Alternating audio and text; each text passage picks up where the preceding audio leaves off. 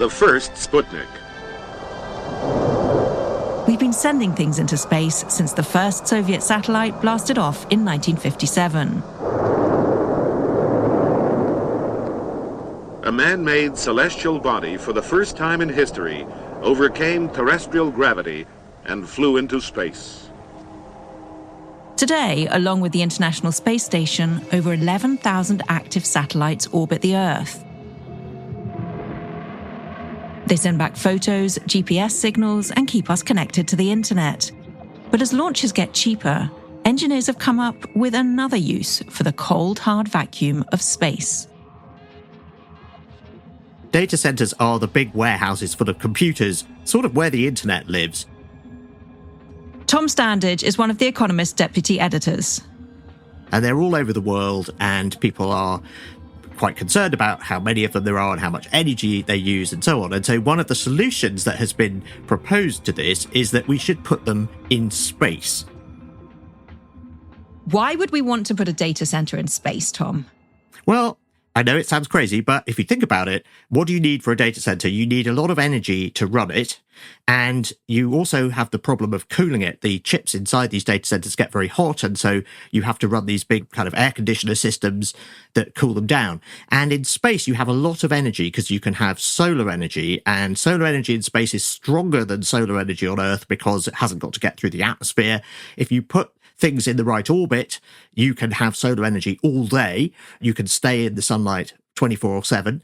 And you can then use the fact that space is cold to cool your data center much more efficiently than you'd be able to do it on Earth. So essentially, you've got lots and lots of energy. Cooling's much easier. And now, of course, we have these high-speed constellations like Starlink that allow you to connect things in space to the ground really quite easily and quite cheaply. So put all those things together, and the case for putting data centers in space isn't quite as crazy as it sounds. Does still sound quite crazy. Don't data centers involve having a giant building? Is it actually feasible to get something like that up there? Well, the other thing that's changing is that the cost of launching stuff into space is going down, and that means you can launch bigger things and bigger things more cheaply. So the idea would be that you would not just launch satellite-sized things, you would launch rather larger boxes, kind of shipping container-sized things full of computers, and you'd be able to stack them up in space. One of the most ambitious plans involves building an enormous solar array that would be, I think, 4 kilometers by 4 kilometers, and you would then have dozens of these container-sized boxes stacked up that would be powered by that, and they would all be full of humming computers. So the big new rockets like Starship, like the Blue Origin rocket, which can launch really quite large things into space, would be able to handle things of that size. So that's how you'd build them. And just to envision this for a second, you'd have giant warehouses orbiting the Earth.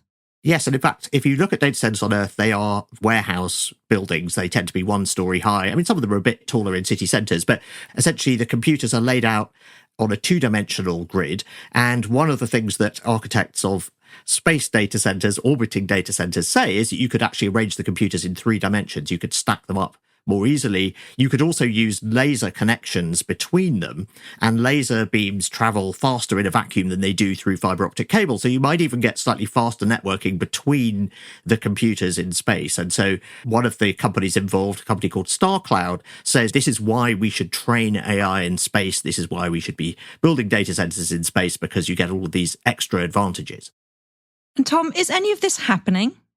Well, sort of. There is a small rack of computers on the International Space Station that's been put there by a startup called Axiom. And it's also a company that's keen on putting data centers in space, and it hopes to launch some free-flying data centers of its own in the next couple of years. And Starcloud also wants to do this. It's planning to launch a demonstrator, which will be about the size of a fridge, in the summer, and that would contain some NVIDIA chips, the AI chips that are used in data centers on Earth. What's weird about this is that if you look at the chips inside spacecraft, they tend to be quite old-fashioned chips because they've been radiation hardened. And one of the things that the Starcloud folks want to do is they just want to use ordinary off-the-shelf AI chips.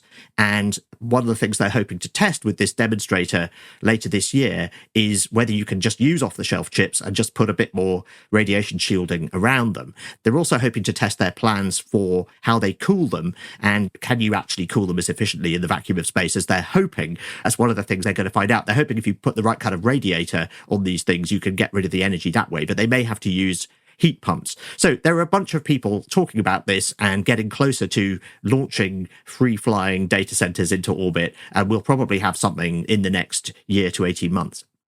If all these tests go well, how soon might we actually see data centers up in space?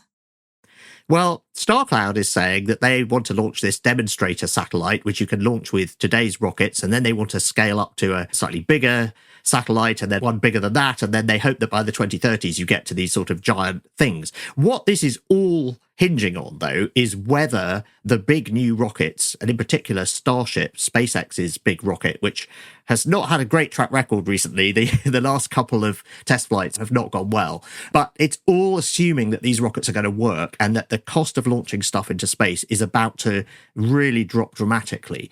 And if that doesn't happen, then this doesn't really make any sense. So this is really all a bet on those rockets working. And there are quite a lot of startups thinking along these lines, not just on data centers, but they're sort of saying, well, in a world where launching stuff into orbit costs 100 times less or even 1,000 times less than it does now, what are the new things you could do? And if we're going to sort of skate to where the puck is going to be, then what are the new business models that will unlock? And one of the convincing things I think the Starcloud folks say is, well, in a world where launch gets a lot cheaper, the first thing you would do is put data centers into space. And the reason you would do that is that, yes, you could launch space hotels and space factories, which Jeff Bezos likes to talk about, and so on. But they involve moving things and people up and down. And a data center, you only have to move data up and down. And so that's cheaper and quicker and much less risky. So if you do get much cheaper,